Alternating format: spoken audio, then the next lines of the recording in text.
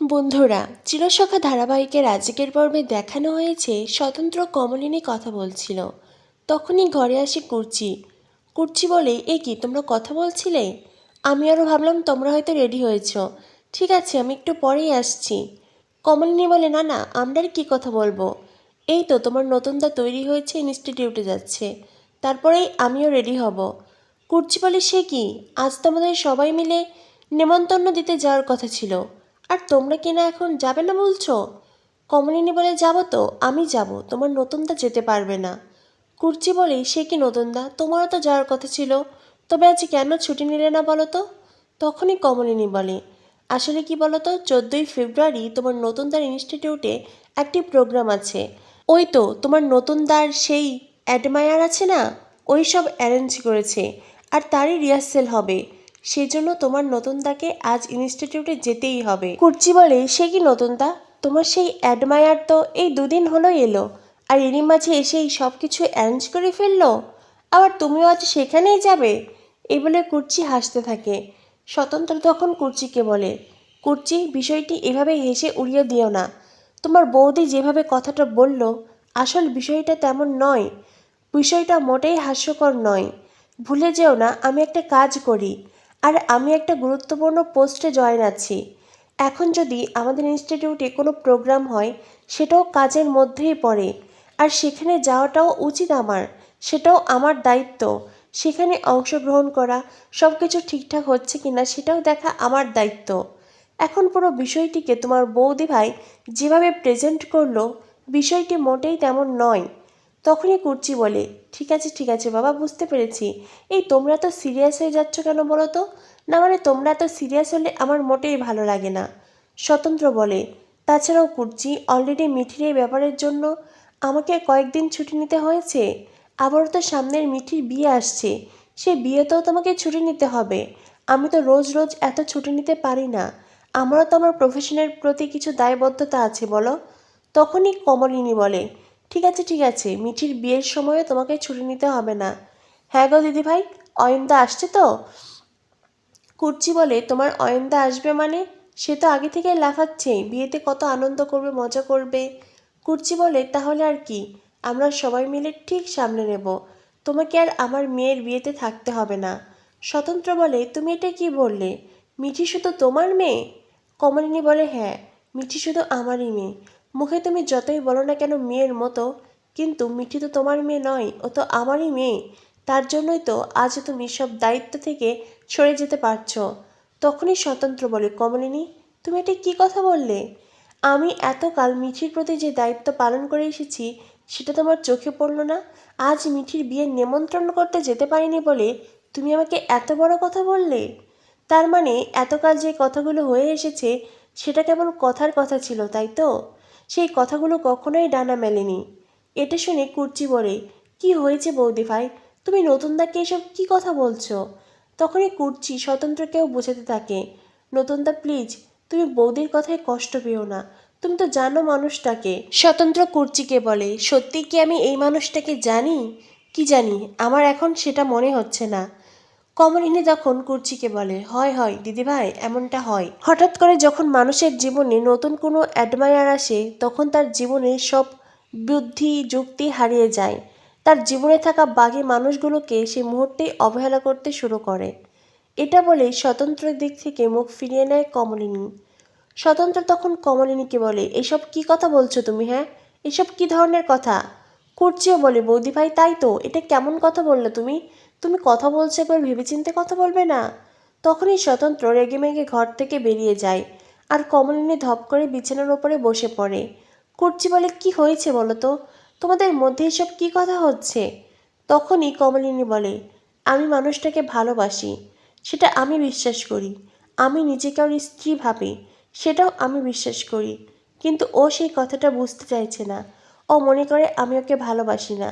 যেহেতু আমাদের মধ্যে স্বামী স্ত্রীর সম্পর্ক তৈরি হয়নি, সেই জন্য ভাবছে আমি তাকে স্বামী হিসেবেও মানি না। তখনই কুর্চি বলে, বিয়ের তো অনেক দিন হলো বৌদি ভাই, এতদিন সম্পর্ক তৈরি হয়নি কেন? তখনই কমলিনী বলে, আসলে কি বলতো, শারীরিক সম্পর্ক করার কথা ভাবলেই আমার সন্তানদের মুখটা ভেসে ওঠে। তখন আমি লজ্জায় ভয়ে আড়ষ্ট হয়ে যাই। তুমি বলো না, এটা কি আমার দোষ? এটা কি এতে প্রমাণ হয় যে আমি ওকে ভালোবাসি না? তখনই কুর্চি বলে, বৌদি ভাই একটা কথা বলে যেও না, নতুন তো একজন পুরুষ মানুষ, আর এটা ওর জীবনের প্রথম বিয়ে। ওর তো আগে বিয়ে হয়নি বলো, আর ওর তো ছেলে মেয়েও নেই। তখনই কমলিনী বলে, কি বলতে চাইছো? আমি যাকে ভালোবাসি, মন থেকে ভালোবাসি, তার কোনো দাম নেই? শুধুমাত্র শারীরিক সম্পর্ক করলেই ভালোবাসা হয়? কুর্চি বলে, জীবনে শারীরিক সম্পর্কেরও প্রয়োজন আছে। আর তাছাড়া শুধু মনে মনে ভালোবাসলেই হয় না, একজন মানুষকে শরীর মন সব কিছু দিয়েই গ্রহণ করতে হয়। কমলিনী বলে, শারীরিক সম্পর্ক না করলে যদি ভালোবাসা প্রমাণ না হয়, তবে তাই হবে। তবে না হয় তোমার নতুন দার পথ থেকে আমি সরে যাব। এটা বলেই কমলিনী অভিমান করে। আর কুর্চি তখন কমলিনীকে বলে, বৌদিভাই তোমার মাথা খারাপ হয়ে গেছে, কখন কি বলছো কিচ্ছু বুঝতে পারছো না। যাই হোক, স্বামী স্ত্রীর মাঝে ঝগড়া ঝামেলা চলতেই থাকে। এই দেখো না, আমার আর অরণ্যর মাঝেও তো সব সময় ঝগড়া হয়। বলতে পারো আমাদের মধ্যে ভালো কথার থেকে ঝগড়ার কথাই বেশি হয়। যাই হোক, এসব কোনো ব্যাপার না, আমি নিচে অপেক্ষা করছি, তুমি এক্ষুনি রেডি হয়ে এসো। এই বলে কুর্চি ওখান থেকে চলে যায়। আর কমলিনী গভীর ভাবনায় ডুবে যায়। অন্যদিকে দেখানো হয় ইনস্টিটিউটে স্বতন্ত্র গান গাইছে প্রেমেরও জোয়ারে। আর সেই গানের তালে নাচ করছে ভোর। স্বতন্ত্রর গান আর ভোরের নাচ শেষ হলে সবাই তাদেরকে হাততালি দেয়। দুজনের খুব ভালো মিলেছে, একজনের দুর্দান্ত গান, আরেকজনের দুর্দান্ত নাচ। সকলেই স্বতন্ত্র আর ভোরের অনেক প্রশংসা করে। ভোর স্বতন্ত্রকে বলে, সত্যিই স্বতন্ত্রদা, আপনি দুর্দান্ত গান করেন। তখনই স্বতন্ত্র ভোরকে বলে, আর আপনিও দুর্দান্ত নাচ করেন। ভোর তখন স্বতন্ত্রকে বলে, এ কি আবারও আপনি? প্লিজ আপনি করে বলবেন না। তখনই স্বতন্ত্রের বাকি কলিগরা বলে, আর আমরা যে এত প্রশংসা করছি তার বুঝি কোনো দামই নেই? তখনই ভোর বলে, না না স্যার, ম্যাম আপনাদেরও অনেক অনেক থ্যাঙ্কস। তখনই বিদিশা বলে, ও আচ্ছা, তার মানে স্বতন্ত্রদাকে স্বতন্ত্রদা আর আমাদেরকে স্যার ম্যাম, তাই তো? তখনই ভোর বলে, সরি বিদিশাদি, কি বলো তো, মানে স্বতন্ত্রদাকেও আমি মাঝে মাঝে স্যার বলে ফেলি, তাই এই বিষয়টি নিয়ে প্লিজ তোমরা কেউ রাগ করো না, আস্তে আস্তে অভ্যেস হয়ে যাবে। তখনই বিদিশারা হেসে দেয়। এরপর দেখানো হয় বাকি স্টুডেন্টরা বলে, আরে আরে, এখনও তো আমরা সিঙ্গারাই পেলাম না, এত সময় রিহার্সেল হলো। তখনই ভোর বলে, আজকে কিন্তু আমি সবাইকে খাওয়াবো। এরপরে একজন ইনস্টিটিউটের সে কিনা চপ মুড়ি তেল নিয়ে আসে। বেশ ঝাল পেঁয়াজ দিয়ে চপ মুড়ি পেঁয়াজও মাখানো হবে, আর সাথে সিঙ্গারা তো আছেই। স্বতন্ত্রের জন্য আলাদা বাটিতে কিছুটা মুড়ি সিঙ্গারা আর মিষ্টি এনেছে ভোর। আর সেটা দেখে সবাই বলে, এ কি, ওই বাটি আবার কার? ভোর বলে, এটা স্বতন্ত্রদার জন্য। তখনই ভোরের বাকি কলিগরা বলে, কি, স্বতন্ত্রতার জন্য আলাদা বাটি আর আমাদের জন্য এই? আমরা বুঝি পরিপথ 14 আনা? তখনই ভোর বলে, স্বতন্ত্রতার তো হার্টের প্রবলেম আছে, তাই তাকে চপ দেওয়া যাবে না, একটা সিঙ্গারা মিষ্টি আর কিছুটা মুড়ি, তা আবার তেল ঝাল ছাড়া। এটা শুনে স্বতন্ত্র বলে, এ বাবা, আমার তো অনেক আগে হার্টের প্রবলেম ছিল, এখন ওই সব কিছু চুকে বুকে গেছে, এখন এই চপ পেঁয়াজোর ভাগ থেকে আমাকে বঞ্চিত করো না। এটা শুনে সবাই হেসে দেয়। ভোর বলে, না স্যার, ওগুলো একদম হবে না। একবার যখন আপনার হার্টের প্রবলেম হয়েছিল, এখন আপনাকে এইসব ডায়েট ফলো করতেই হবে। এই বলে স্বতন্ত্রকে তেল ঝাল ছাড়াই চপ পেঁয়াজও মুড়ি দেয়। সেই সাথে ভোর বলে, হ্যাঁ, বাড়িতে নিশ্চয়ই বৌদি আপনার যত্ন রাখে, বাড়িতে নিশ্চয়ই বৌদি আপনার ডায়েট নিয়েও ভাবে, আর এখানে আমি আপনার ডায়েট ফলো করাবো। এখানে আপনি কোনো অনিয়ম করতে পারবেন না। প্রয়োজন পড়লে বাড়িতে গিয়ে বৌদিকে বলবো, আজ একটা সিঙ্গারা খেয়েছেন, 1 মাস পরে আবার সিঙ্গারার ভাগ পাবেন, তার মধ্যে আর একটাও সিঙ্গারা খেতে পারবেন না। তখনই স্বতন্ত্র বলে, এই না না, বাড়িতে গিয়ে বৌদিকে আমার নামে নালিশ করার কোনো দরকার নেই। এমনিতেই বৌদির সাথে আজ একটু ঝামেলা হয়েছে, মানে আজ আমাদের এক জায়গায় বেরোনোর কথা ছিল, যেহেতু আমাকে রিহার্সেলে আসতে হয়েছে তাই ম্যাডাম ডাক করেছে। এরপরে যদি আবার বলো আমি চপ খাওয়ার জন্য বায়না ধরেছি, তখন তো আমার হবে।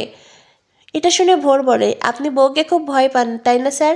তখনই স্বতন্ত্র বলে, ভয় পায় না মানে? পৃথিবীর সব বিবাহিত পুরুষরাই তার বউকে ভয় পায়। এটা শুনে বাকি কলিগরা হেসে দেয়। ভোর বলে, স্বতন্ত্রদা, আজ তো আমাকে আপনার বাড়িতে নিয়ে যাওয়ার কথা ছিল, নিয়ে যাবেন না? স্বতন্ত্র বলে, হ্যাঁ নিয়ে যাব, তার আগে আপনার বৌদিকে একবার ফোন করতে হবে, আসলে ওরা বেরিয়েছিল, ওরা ফিরেছে কিনা সেটা জানতে হবে। ভোর বলে, ঠিক আছে, কল করে নিন না।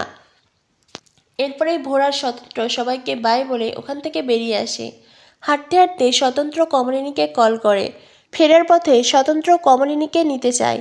তখনই কমলিনী বলে তার কোনো প্রয়োজন নেই, আমরা বাড়িতে পৌঁছে গেছি।